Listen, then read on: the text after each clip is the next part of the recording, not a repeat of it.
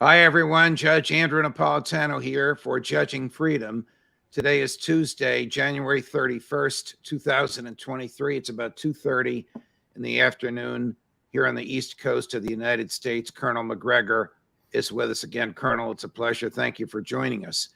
When last we spoke, one of the last things you said to me, and I wrote a note to remind myself to ask you about it the next time we were together, you said that none of the senior generals in the American Department of Defense want to fight in Ukraine. And since you said that to me, you've written a brilliant and terrific piece in Foreign Affairs called This Time It's Different. And your opening line is nearly the same, but it's a little bit more sweeping. It says, neither we nor our allies are prepared to fight an all-out war with Russia regionally or globally. So can you weigh in on these two statements? Why would generals be leaking that they don't want to fight? Are we militarily and from an equipment perspective incapable of fighting Russia today in Ukraine or anywhere else? Well, I don't know about the leaking bit. Depends on who you talk to. I'm simply saying that based upon my sources in the Department of Defense, people who are close to the senior military leadership tell me that they have made it very clear that choosing to fight Russia in Ukraine would be a serious mistake and should be avoided. That's what they've said. And I think they're being honest about that. And I think they're being truthful for a change. The second part is, are we capable of fighting? Well, of course, we're capable of fighting. The real question is, if you're going to fight, will you win? And this is the question that people don't ask enough. This goes back to an old strategic axiom. Measure what you might gain by what you might lose. A collision with Russia would be a loss for us. There's nothing to be gained by it. The Russians have nothing that we need or want. There's no ideological hostility. We're not competing for power or control over any particular region. Russia's dispute is exclusively with Ukraine. We're a large part of the reason why the dispute exists. There's no question about that. But we can end that tomorrow morning if we decide to by simply saying, we fought long enough. Russia has the upper hand. Zelensky, sit down, shut up, and take notes. We must have a ceasefire, but first we have to agree to negotiations without preconditions. Does Washington want to fight Russia via a proxy war? I think they did. I think they regret it at this point, to be blunt with you. No one will admit it publicly, but if you go back to the donor conference where Lloyd Austin spoke to the gathered donors from NATO and other nations and said, we have a very short time left, a very short window of time in which to make things happen. And time is running out. I mean, I quoted him in the op-ed piece for that reason. He knows, everyone in Washington in a position of authority now knows Ukraine is losing. Ukrainian resistance is crumbling. The state itself is in danger of going out of existence. That's how bad it is. So the theory is, well, if we can give them anything within the next 30, 40, 50, 60, 70, 80, 90 days, perhaps we can rescue them from disaster. I don't see much evidence for that, but I think that's the theory. Can Ukraine survive as a country if Putin pursues this war all out, whether for military reasons or for domestic Russian political reasons? Well, the first thing to keep in mind, and this is something of which I was not aware until I consulted with a friend who's done some excellent demographic analysis. And he points out that at the beginning of this war, there were, at least in theory, 37.5 million Ukrainians in Ukraine. And he makes the point that today that's not the case. There were already 2 million Ukrainians working in either Great Britain or the European Union outside of the country. You now have 4 million Ukrainian citizens, albeit Russians, people who speak Russian, living under Russian occupation or administration right now in the provinces in the south. Then you have over 10 million Ukrainians that have fled the country. 10 million? 10 million. That's a third of the country or a quarter of the country. Yeah, you've got 1 million that have gone into Russia and the rest that have headed west. Now, to this must be added the losses. And again, no one is telling us the truth in the West about the horrific losses that Ukraine has taken. You've heard me say about 157,000 dead on the battlefield. That includes 35,000 missing in action, presumed dead.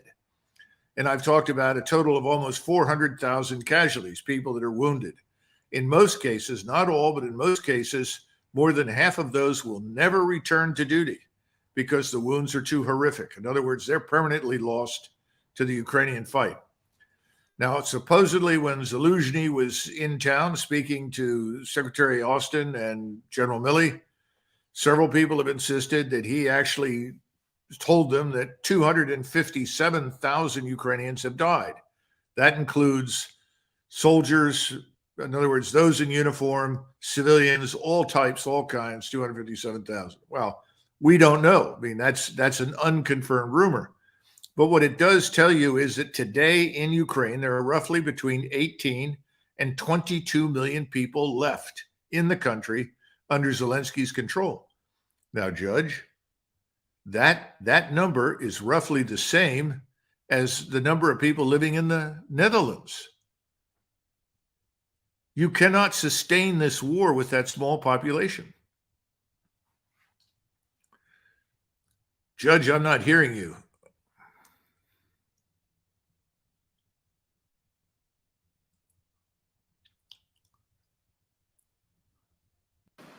Oh, can you hear me now? Gotcha. Okay. Apologies. That's okay. For watching and listening. Sometimes I'm all thumbs. I want to play a clip from Jack Devine. This is a guy that our audience loves to hate. He is, however, career CIA, and for many years was in charge of American espionage in Russia and monitoring Russian espionage here. Here's Jack Devine betting on a Ukraine win. I'm betting on the Ukrainians still. It's not to say that the Russians aren't going to be formidable. I do think there will be undertrained. There'll be sometimes when you create something big and it's not well trained, they become cannon fodder. So I think it's going to be a really tough spring, and I think the war in many ways will be decided. There won't be a victor. In other words, the Russians cannot conquer Ukraine, and the Ukrainians are not going to beat the Russians. There's a certain point where both sides pull back. Even if you don't have an agreement, they lower their intensity. And that's what I think Putin personally is in trouble in his own country, and I think he goes. That's why the stakes are so big. So he's suggesting that this will be over when both sides lower their intensity, and if Putin does that, quote, he goes, because that will not be interpreted as a victory for the Russian nationalists. Your comments on that, Colonel? Well, remember, the CIA has been telling us lies almost from the very beginning about everything happening in Russia. Well, when Mike Pompeo was running the CIA, he publicly acknowledged that's their job, to lie to us. So how do you know whether to believe them or not? Well, they do a very good job of lying. The problem is they're lying to Americans, and this man, Devine, knows absolutely nothing about Russians. I don't care what his job was, or about Ukrainians or the Slavic peoples that occupy Eastern Europe. The Russians are winning. Ukraine is crumbling. Ukraine's on the verge of collapse. We're going to watch that happen over the next several weeks. The Russians will crush out of existence what remains of the Ukrainian armed forces, and I think they'll have to go after this regime, assuming Zelensky and his friends don't rapidly flee the country to Poland or somewhere else. Now, having said that, the Russians are being very methodical, very deliberate. They are moving constantly, but they are not moving on multiple axes simultaneously. In other words, you're not going to see the blitzkrieg. What you're going to see on several axes are what I would call large meat grinders that are just systematically plowing forward, annihilating everything that they come in touch with that is Ukrainian until the Ukrainians are finished. There is no incentive for them at this point to negotiate with us unless we go in without conditions. Would the Russians prefer not to annihilate everything in Ukraine? Yes. They never went in there with that goal to begin with. But you can't walk in there and say, well, the only way we'll talk to you is if you withdraw all your forces from Ukraine and Crimea. That's absurd. It's so really what you're saying is there's no way that Ukraine, and I'm paraphrasing you from the column, which I mentioned earlier, there's no way Ukraine can survive this war as an intact country. Listen, I just told you what the demographics say. And what's even worse is that Ukraine has the lowest birth rate in Europe.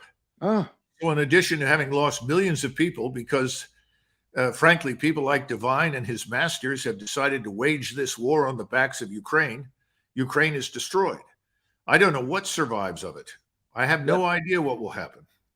even though I am your friend and admirer, and at times your student, let me raise your blood pressure one more time with Jack Devine on a weakened Russia. Do we want a strong Russia with Putin and Xi? Is that going to bring us peace and harmony so we can live in isolation? I think Putin today crossed, I'm on record in the Washington Post in March last year, a few days after he invaded. He sowed the seed of his own demise. That is actually good news for us. Whoever causes it, that's a good news. A weak Russia that sees Putin going weakens China as well as Russia. Does that make sense to you? Again, I think the man's delusional. Putin has never been stronger than he is today. The Russian people have never been more united than they are today. Only someone who's never spent any time in the country and doesn't know anybody over there would make such preposterous statements. This is part of the larger false narrative. Look, he reminds me of some of the Germans that stood around in Berlin in 1945 and asked, what about the inevitable victory? What's wrong? What's happened? Because the regime over the previous 6 to 12 months had lied so consistently and effectively that the Germans were surprised to see Russian and American troops on the outskirts of the city. I think all I can tell you is that no, he's dead wrong. Now let's talk about this weakened Russia business. It's not weakened. The IMF has now stepped forward and talked about growth in Russia dramatically improving. Their exports are way up. None of this nonsense that we anticipated that was bad has happened to Russia. Russia's in a very strong and healthy position. We, on the other hand, our growth is declining, and it's not going to get better in the near term. Secondly, Russia is a state with an important role in Central Asia and Eastern Europe. If Russia were to be destroyed, which is not going to happen, if it were to weaken, it would open up opportunities for all sorts of potentially malicious actors to intervene. First of all, Eastern Siberia is not of much interest to the Chinese, contrary to popular belief, but it's very interesting to Japan and Korea.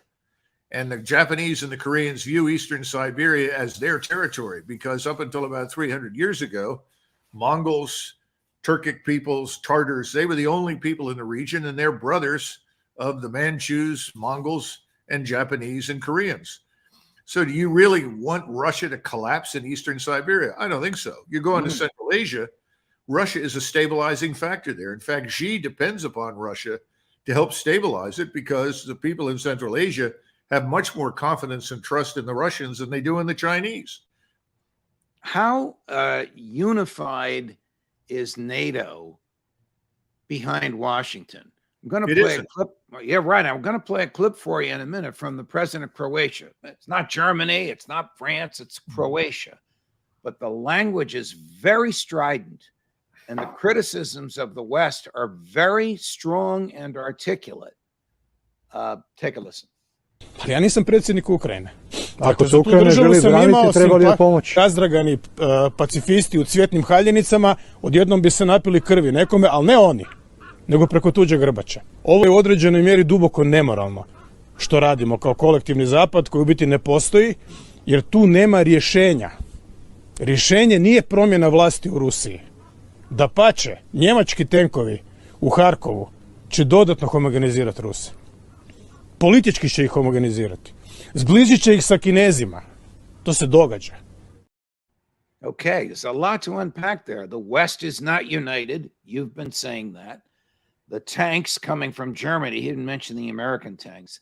The tanks coming from Germany will only gin up the Russians to fight more aggressively. It's in nobody's interest to weaken Russia. And he's a member of NATO. Of course. Two things. Nassim Taleb often talks about finance, and he talks about people at the top who don't have skin in the game. Our problem in Washington, D.C., and in many capitals in Europe right now is that they're perfectly happy to fight this war until Ukraine ceases to exist, and 1 million Ukrainians are dead because they have no skin in the game. They haven't put themselves at risk, nor will they do so. And that's disgraceful. And he's talking about that to some extent. And then secondly, it's interesting, this man is a Croat because, the Croatians, like most Europeans, to be perfectly blunt, that people don't like to admit, were part of the crusade to destroy Bolshevism during World War II. But he knows that Russia is not a communist state. He knows Russia does not aspire to conquer Europe. The Russians learned the hard way that imperialism is a very bad form of government and business. When you move into countries that are not yours and you have to govern and sustain people that are not yours, inevitably there's bad blood, there's anger, there's corruption. Alexander Solzhenitsyn, who probably more than anyone else inspires the Russians who are at the top today, made it very clear we should all be grateful that this horrible empire that existed is gone. We don't want to govern other people. We want to govern ourselves. We want our own country, this place called Russia. And that is the way the Russians think right now. They're not interested in conquering anything, but we are making it impossible for them to turn away because we make threat after threat after threat to dismember the country, to destroy its regime. And we keep talking about it as though this is something the Russians want. They do not want that. After decades of German political leaders disarming Germany and depriving Berlin of its credibility, I'm quoting your article, Chancellor Scholz decides to send tanks. Is this to please Joe Biden? Because he's not going to please anybody his domestic political forces, is he? He'll please some people in Germany, a minority, I would suspect. The majority, I think, are somewhat horrified because the Germans, based on their experience, and they also know their own history, know that when Berlin and Moscow have cooperated and done business together, there has been peace in Europe. If there's any one war in human history that made absolutely no sense, it was the war between Tsarist Russia and Imperial Germany. They had been close allies and friends for hundreds of years. There was no reason for that to happen. It did. The Second World War, we know the background on that. It was a huge tragedy. Everyone decided in 1945, who was German, this will not happen again. We will not permit it.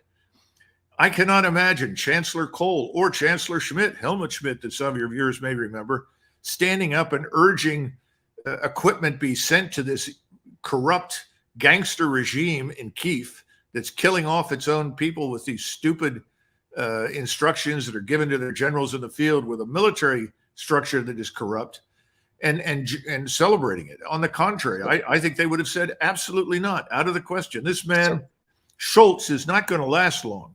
And if anything, what we're seeing now, even though it is not patently obvious, is the beginning of the end of NATO. So, Colonel, big picture, here's my head scratcher. If the West, if the leading countries economically in NATO, the United States, Germany, Great Britain, France, want to wage this war against Russia, if Tony Blinken and his globalist buddies in the foreign ministries in Western Europe really think that they can use the war to push Putin out or weaken him, if Jack Devine and the CIA, or if Jack is actually articulating what the CIA is trying to accomplish, why is the Western military response so tepid? I mean, you can't fight the Russians with just a half dozen tanks. And you can't fight them at all with tanks that aren't going to get there for another 4 or 5 or 6 months. And American troops in Poland are not going to keep Putin up at night. We have 100,000 troops in Europe. And of that number, I'd be surprised if we have 40 or 50,000 combat troops. That means the soldiers, sergeants, lieutenants, captains who actually go in and shoot people. In other words, most of that is still support. And we don't have that much artillery. We don't have that much in the way of immediate indirect fire support. We're in no position to do it. We could bring in more Poles. They could bring in a couple of 100,000 Poles to fight, but they're not going to be adequately armed to take on the Russians, and they're not going to be adequately trained. So it's sheer lunacy. But again, you've got to go back and understand how this began. At the beginning, Putin sent in a very small force and gave them very specific instructions that they were not to kill civilians, they were not to damage infrastructure, because he was simply trying to demonstrate the seriousness with which Russia viewed what we were doing in eastern Ukraine by building up this dangerous force against them. Well, it took 2-3 months. He finally figured out no one is going to negotiate with us. No one cares to. In the meantime, we reached the erroneous conclusion that, see, look, the Russians are weak. The Russians can't cope. The Russians are no threat. We can beat them. Well, that was the wrong conclusion. And what we're seeing happen right now is a massive expansion of Russian military power on a scale that we have not seen since the Cold War. And this is going to be a permanent expansion, a large and powerful force. The 700,000 plus that are around Ukraine right now are a brand new force, a brand new army. This thing is poised to do one thing: annihilate whatever is in its path. It will do that. However, again, the Russians are being methodical. They're being cautious because they do worry that we are led by impulsive, erratic personalities in Washington. And that stupidly, when we realize that the place is falling apart, I mean Ukraine, someone will say, well, we have to do something. I don't know how many times while I was on active duty, I heard people at the top of the political structure say, well, we have to do something. As soon as they say that, Right. leave the room. Right. Get the hell out of there. I mean, this is a favorite government line. They have to give the impression to the public that they're doing something, even if it's 180 degrees from what they're doing. But the West, whether it's Chancellor Scholz or President Biden, or to a lesser extent, the new Prime Minister of Great Britain, is like a boxer punching with his left hand and then apologizing to the gallery with his right for hitting too hard. What are they accomplishing? Scholz is doing what he's done throughout his career. Remember that Scholz and others have grown up over the last 30 or 40 years in this environment where there was very little change. And their formative period of experience came after the Cold War ended. And they saw a very different world. And they became, I think, enamored of this notion that the United States is the hegemon of the world, and that whatever we do is right, and anybody who resists us is morally wrong. They've taken this position, and this justifies all sorts of dangerous behavior. I don't think that Mr. Scholz is going to last much longer. I certainly don't think his foreign minister will. These people are out of touch with reality. No competent German statesman over the last 300 or 400 years would have made the stupid remarks and statements that they have. Didn't he just lose his defense minister about 2 weeks ago? Well, we haven't had much of it in the way of defense ministers in that country now for at least 20 years. I mean, when we went to Desert Storm in 1991, arguably the Germans had the finest forces in NATO. I mean, they were top notch, and they remained excellent through the mid 1990s. And then a series of leftist governments systematically dismantled them. This is after Chancellor Kohl left.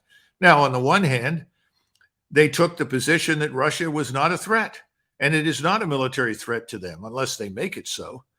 And that was understandable, but they lost sight of the fact that if you have no skin in the game, as I said earlier, when it comes to military power, nobody's going to pay attention to you. I mean, the Polish army could invade Germany tomorrow morning and conquer it in a week. Ooh, well, that's the line of this this interview. Colonel, always a pleasure, sir. Thank you very much for joining us. Okay, thank you. By the way, can I add one thing that a lot of our people don't seem to understand about these tanks? Please. We promised 31 M1 series tanks. They have to be built from scratch. And people have said, well, why is that? Well, it's very simple. We have a form of armor protection on the existing M1 series tanks that is some of the very best in the world, if not the best. That was developed over many years. It's a very complex composite form of armor. We will not allow tanks with that unique armor to fall into the hands of the Russians.